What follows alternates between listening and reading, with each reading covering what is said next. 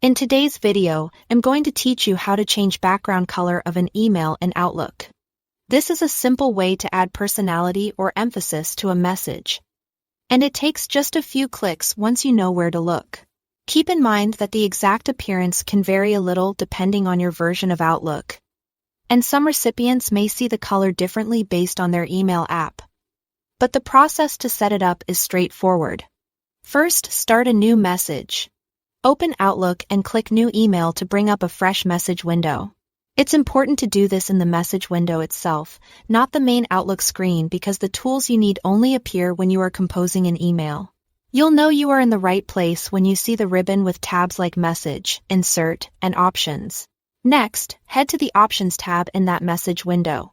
This tab contains formatting tools that apply to the overall look and feel of your email, not just the text.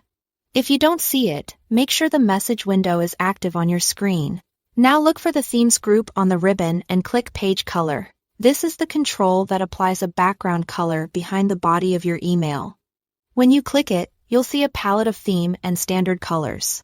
Hovering over a color will usually show you a live preview in the message body, which makes it easy to test a few choices before you commit. From here, you have a few options. You can pick a color directly from the palette if you want something quick. If you need a specific shade, choose More Colors to fine-tune the exact hue and brightness, which is helpful if you are matching a brand color.